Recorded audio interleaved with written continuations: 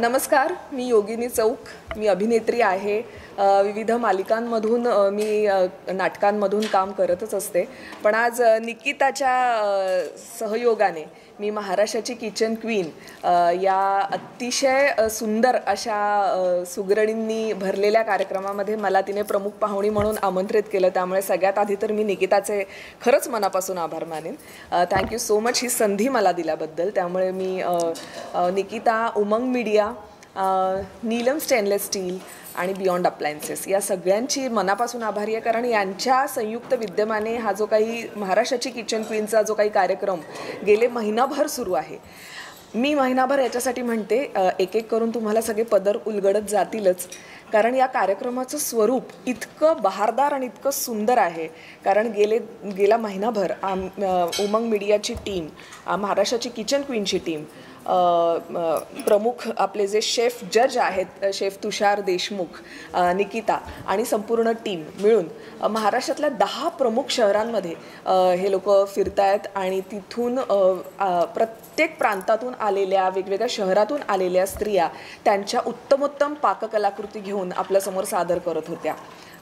आणि त्यांनी आणलेल्या डिशेसमधून म्हणजे जवळजवळ प्रत्येक सेंटरमधून आम्हाला मी तर म्हणेन 30 ते 40च्या वरतीच बायकांनी उदंड प्रतिसाद दिलेला आहे अख्ख्या महाराष्ट्रभरातून.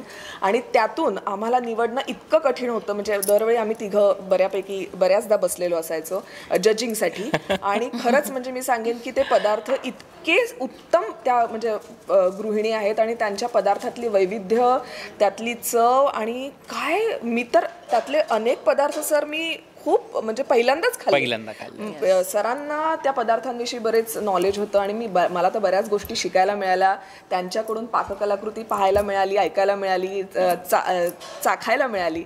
पण त्यातून आम्ही निवडलेल्या 5 प्रत्येक प्रांतातून निवडलेल्या 5 बायका मिळून आज सगळ्या जणी अशा इकडे आलेल्या आहेत. एक सुरेख संगम, सुरेख चवदार यात्रा आम्हाला पाहायला मिळाली, महिनाभरात अनुभवायला मिळाली. आणि खूप सुंदर प्रवास होता हा अख्ख्या महिनाभराचा. आणि फायनली आपण आता सगळे फिनालेमध्ये पोहोचलेलो आहोत. आणि मी आता प्रचंड उत्सुक आहे सर की आता फिनालेचा रिझल्ट काय असणार आणि कोण होणार आहे महाराष्ट्राची खरी किचन क्वीन. खरं तर सगळ्याच आहेत किचन क्वीन. कारण प्रत्येक स्त्री जी आपल्या आपल्या किचनमध्ये काम करते ती तिच्या किचनची क्वीनच असते, राणीच असते.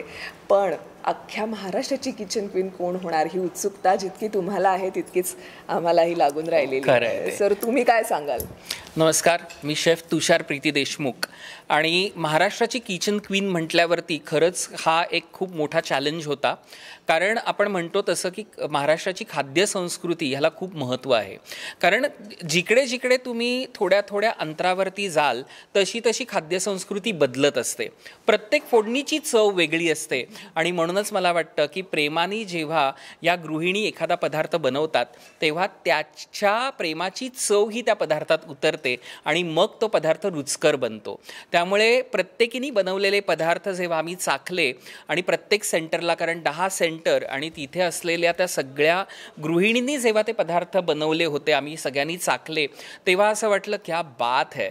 कारण एक घास खाल्ल्यावरती हा जो काही फिलिंग असतो ना तो खूप महत्त्वाचा असतो.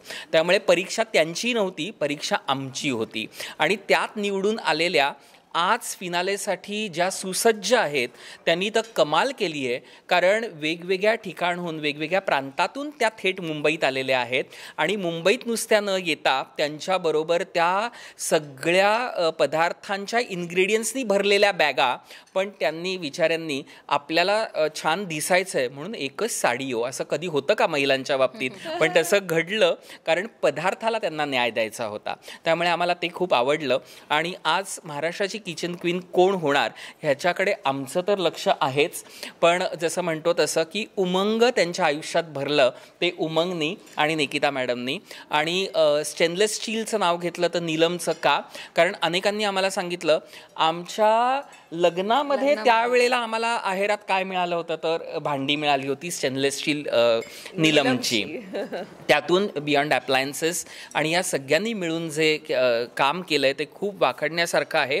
कारण प्रत्येक स्त्री घरामध्ये त्यांच्या लोकांसाठी जेवण बनवते प्रेमाने, आणि ती दात कधीतरी मला असं वाटतं कमी पडते. पण जेव्हा आम्ही परीक्षक म्हणून जातो आणि आम्ही जेव्हा पदार्थ चाखतो तेव्हा त्यांना मिळालेली दाद ही महत्त्वाची असते आणि पुढचं आयुष्य ते सकारात्मक जगतात. कारण त्यांना असं वाटतं की ठीक आहे, आमच्या स्वयंपाकघरात आम्ही पदार्थ बनवले, पण जेव्हा स्पर्धेत आम्ही भाग घेतला आहे आणि जेव्हा आपल्या पदार्थाला न्याय मिळाला आहे की छान झाला असं म्हटल्यावरती, तेव्हा पुढचं आयुष्य आणि पुढचा स्वयंपाक करण्यासाठी त्यांना ती सकारात्मकता खूप मिळते. आणि हेच देण्याचं काम आम्ही करतोय. त्यामुळे महाराष्ट्राची किचन क्वीन कोण होणार हे लवकरच तुम्हाला कळवेल. नमस्कार.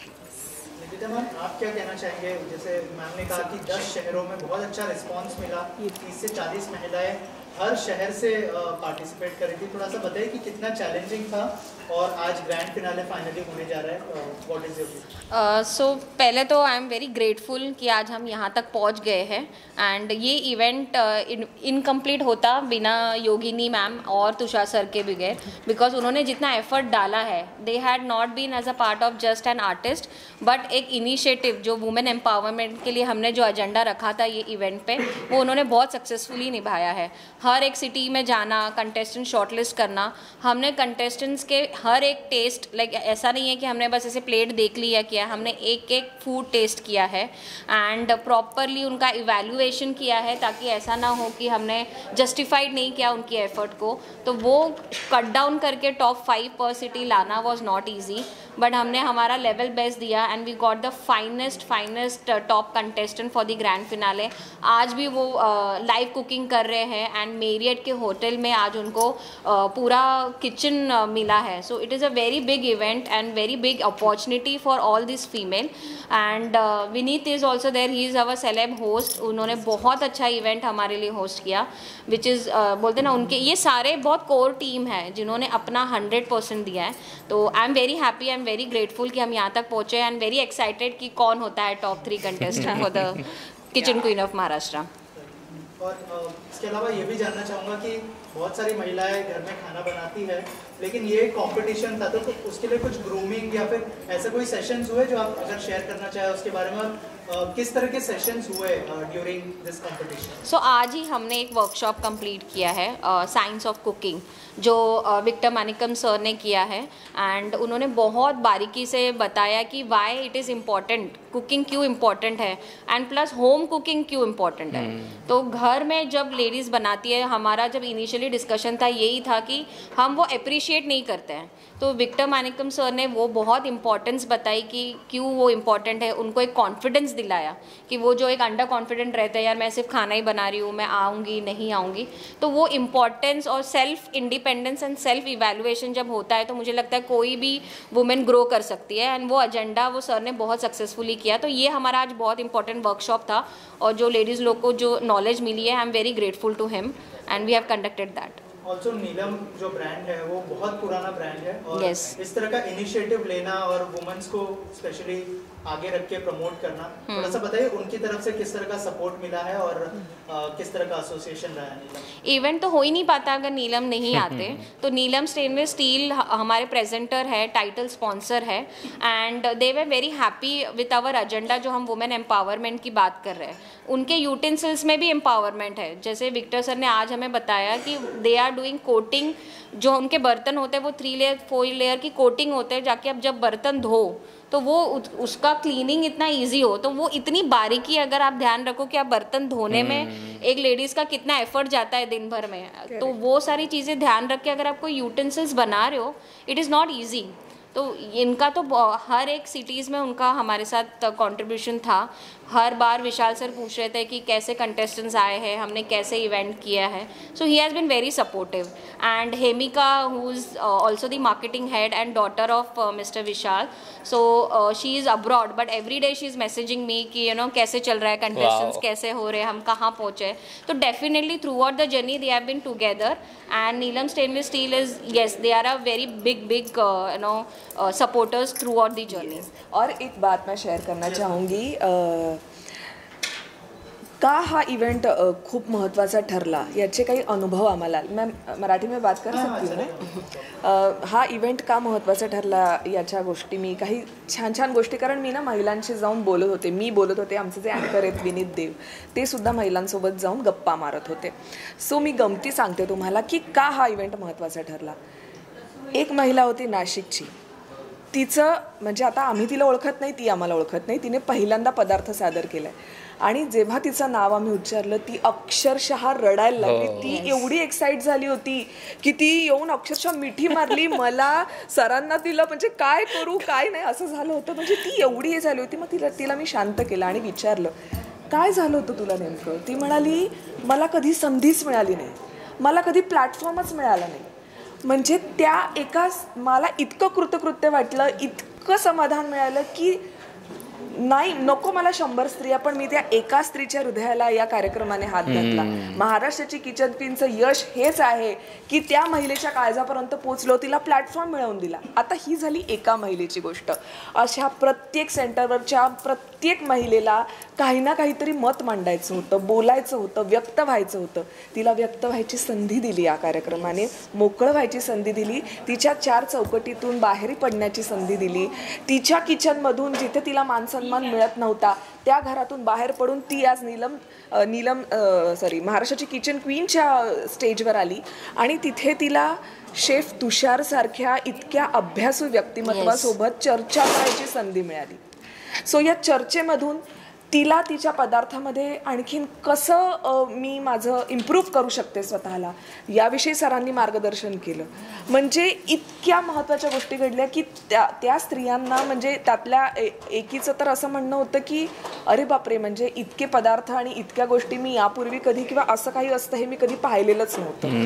सो इतकं त्यांना व्हास्ट आणि त्यातही पुन्हा आता तुम्ही जेव्हा हे बघाल यूट्यूबवर उमंग वुमेन्स कनेक्ट वुमन्स कनेक्ट या यूट्यूब चॅनलवर आता तुम्हाला हे सगळे महाराष्ट्रातले जे काही ज्या प्रांतांमध्ये आम्ही फिरलो आणि पार्टिसिपेट केलं महिलांनी त्यांचे वेगवेगळे त्यांनी तयार केलेले पदार्थ पाहायला मिळणार आणि जेव्हा तुम्ही ते पाहाल तेव्हा तुमच्या लक्षात येईल की इतके विविधता इतकं सुंदर सादरीकरण त्या बायकांनी इतके क्रिएटिव्ह काही गोष्टी त्यांनी तयार केल्यात सो ते इतर महिलांसाठी सुद्धा खूप है ना खरंच किती परिणामकारक होतं सो मला असं वाटतं असे कार्यक्रम अशा सर्वसामान्य महिलांच्या आयुष्यामध्ये खूप मोठे बदल घडवून आणतात खरंय म्हणजे मला असं प्रामुख्याने सांगावं असं वाटतं की ज्या वेळेला आम्ही वेगवेगळ्या शहरांमध्ये जात होतो त्यावेळेला आलेल्या स्पर्धकांमध्ये जे स्पोर्टिंग स्पिरिट होतं ते खूप महत्वाचं आहे कारण आपण दरवेळेला म्हणतो की एखाद्या महिलाच्या कार्यक्रमांमध्ये एक महिला जेव्हा पुढे विजेती म्हणून तयार होते तेव्हा बाकीच्यांनी तिच्यासाठी टाळ्या वाजवणं किती महत्वाचं आहे हे आपलं स्पोर्टिंग स्पिरिट आपण पाहिलंच पण माझं जनरली नसतं आणि सर्वात महत्वाची गोष्ट अशी होती की मी प्रत्येक ठिकाणी एक वाक्य नेहमी सांगत होतो की जिंकणारी जी होती ना ती जिंकत का होती कारण बाकीच्या हरल्या होत्या सो हरणाऱ्यांनी कधीच स्वतःला मी हरले म्हणून समजू नये तर माझी मैत्रीण जी जिंकलेली आहे तिच्या त्या पदार्थामध्ये असा कोणता सिक्रेट इन्ग्रेडियंट होता किंवा तिच्या हाताला काय प्रेमाची चव होती जी माझ्याकडे मिस झाली होती ती शिकणं खूप गरजेचं होतं आणि जेव्हा मी हे सगळीकडे सांगत होतो तेव्हा त्या चेहऱ्यावरती असलेला आनंद खूप महत्त्वाचा होता काही जणी खरोखर आनंदाचे अश्रू पण त्यांच्या डोळ्यातनं वाहिलेले आम्ही पाहिले आणि हे सगळं जेव्हा आपण ह्या प्लॅटफॉर्मच्या माध्यमातून देतो तेव्हा मला असं वाटतं की त्या महिलेला मी आजपर्यंत स्वयंपाकघरात सगळ्यांसाठी पदार्थ बनवले पण त्याची पोचपावती मला ह्या कार्यक्रमाने दिली असं मला जाणवलं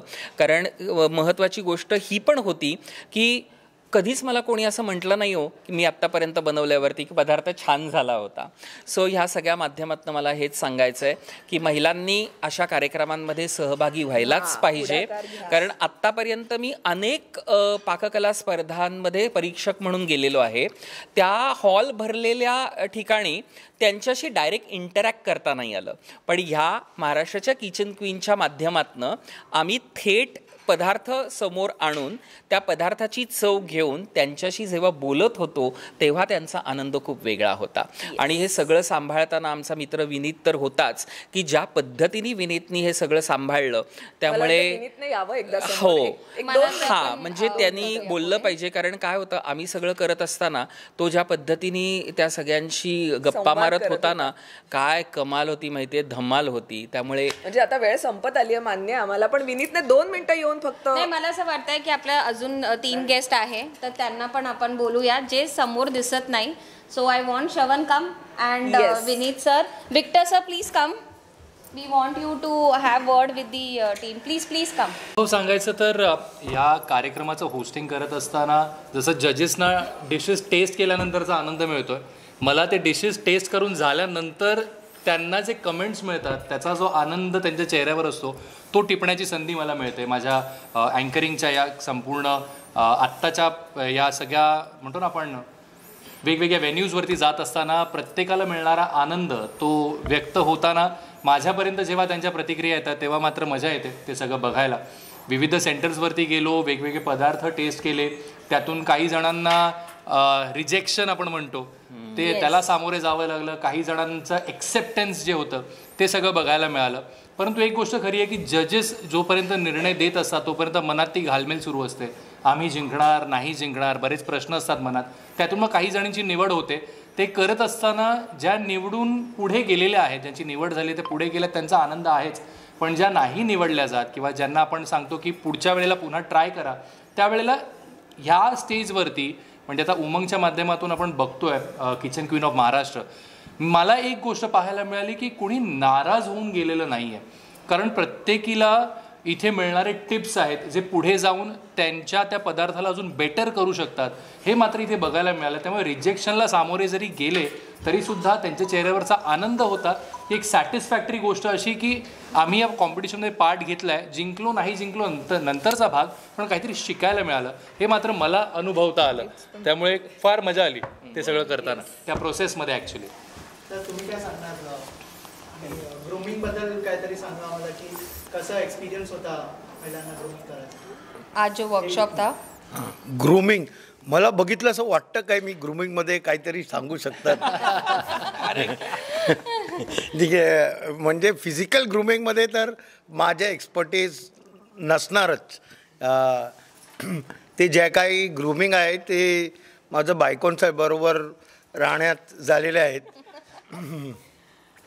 पण बरोबर ना, मतलब एक 5 फुट 3 इंच काला मोटा रहेगा, उससे आप ग्रूमिंग का सवाल पूछना नहीं चाहिए.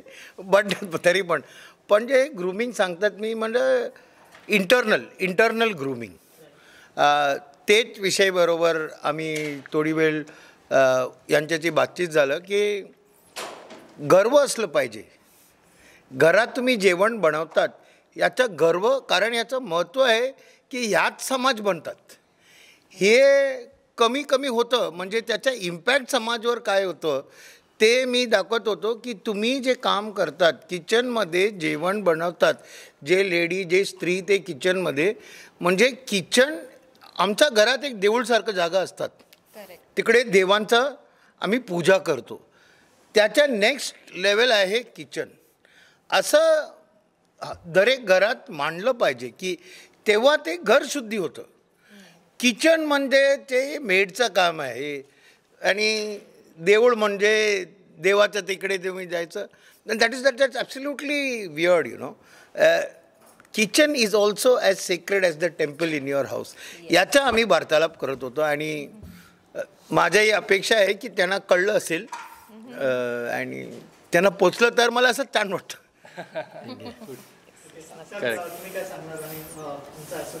मी आता काय बोलू शकत नाही, फक्त मी एवढंच बोलू शकतात. I always thank to Neelam and बियानो प्लेगन and Umang queen of Maharashtra.